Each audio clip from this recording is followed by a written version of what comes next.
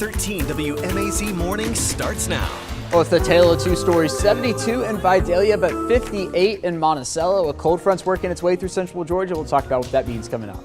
A new security measure coming to Dublin City schools now, the district's latest purchase, and what its safety director hopes to have installed in the future.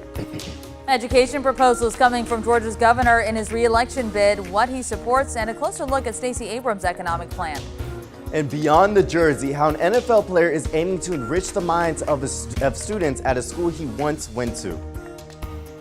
Well, good Tuesday morning, Central Georgia. You're taking a live look over the city of Dublin here at 6:30 on this September the 13th. Thank you so much for staying with us this Tuesday morning. It's looking good on you. I'm Wanya Reese. And I'm Caitlin Heck, and if you step outside, you'll soon see that it feels good out there too this morning, Alex. Yeah, that's right. We've got a cold front working its way through central Georgia. That means we're going to be looking at cooler conditions, or are looking at cooler conditions right now, and as we head into tomorrow morning as well. 65 in Macon, 64 in Warner Robins, 66 still in Dublin.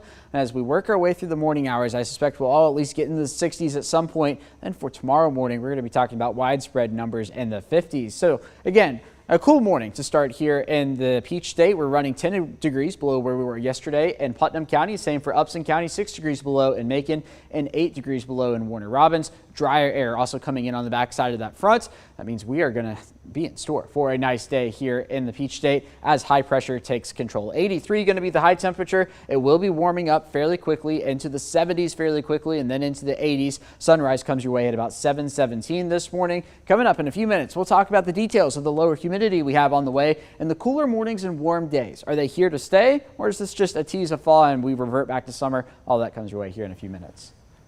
Thank you, Alex. School safety at the top of mind in Dublin as the district is actually looking to add more metal detectors. And Dublin City Schools bought 8 new ones in addition to the 6 they already have. Sometimes as a child you have a blindfold. You don't see everything for what it is. You don't know what's truly out there. Angelita Jackson's a mom of 3 kids in Dublin schools. She says she grew up in Brooklyn and passed through metal detectors in her school. She says that added protection made her feel secure. So Dublin City School Safety Director Tim Chapman says they'll place metal detectors at all school entrances and at all athletic events. The district also increased their number of school resource officers at each school. Chapman says in the wake of the Uvalde school shootings and others, districts just like Dublin evaluated their own safety procedures.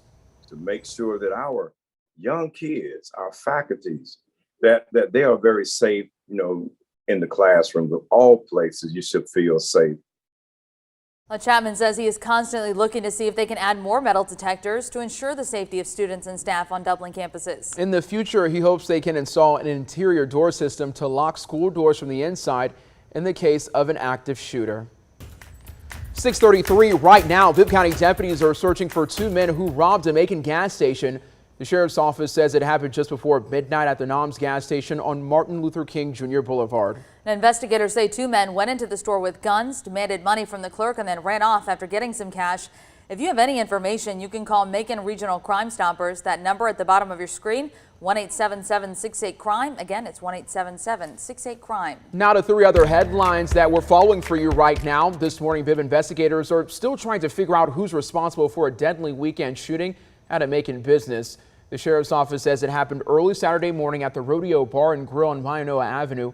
46-year-old Jermaine Stewart, who worked as security for the business, got hurt in the shooting and died Sunday at a hospital. Major Brad Wolf with the sheriff's office says they've gotten called out to the Rodeo Bar and Grill 13 times this year already. Entering autos to hit and run accidents. It's just a wide variety of different calls we've had there at the rodeo this year. Wolf says the rodeo is shut down for now for violating a county ordinance that requires working security cameras that can record. He says it's up to the owners to get them fixed. A new answer is coming in a deadly July shooting outside a Macon barber shop. The Bibb Sheriff's Office says investigators arrested 21-year-old Adolphus Dwayne Hughes Jr. yesterday. He's charged with murder and is in jail without bond. The Sheriff's Office says the shooting happened July 29th in front of Next Level Cuts on Pinona Avenue. 38-year-old Jimmy Lee Scott III died. His brother also got hurt. This morning, we are remembering the life of a 9-year-old girl who died after a battle with an inoperable brain tumor. The Jay's Hope Foundation posted this to Facebook, saying Mighty Madeline Monroe Sanders died this past Friday. Back in early 2020, people in Monroe County came together to support Sanders for what they called Mighty Madeline Monroe Day.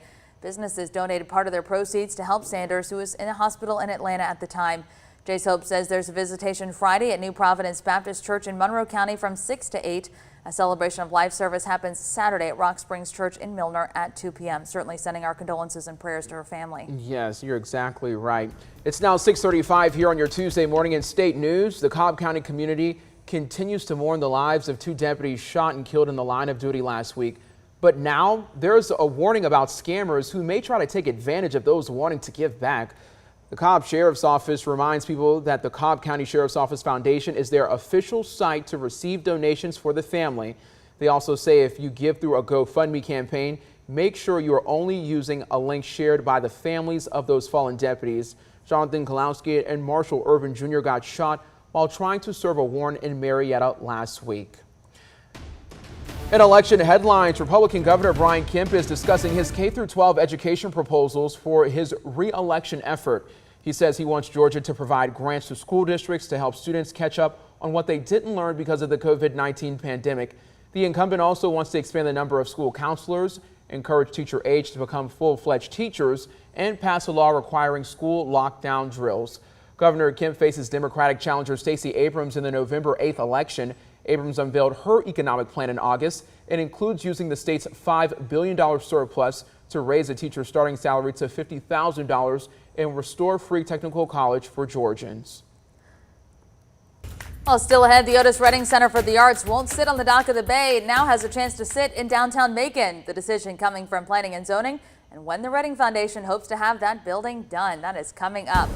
All right, right now the time though is 6:37, and what a treat it is to walk outside to that low humidity, a little bit cooler air. Exactly. I'm just so excited for fall. It's just making me excited about the fair and the holidays and the wedding. Like, I'm just excited about it all. Yeah, it's always this time of year that just flies by. Once we get to about September, boom, October's here, boom, November's here, and the next thing you know, it's Christmas. That's true. Friday is 100 days. Yep. 100 days till Christmas. Until Christmas. Wow. Yeah. That's kind of scary.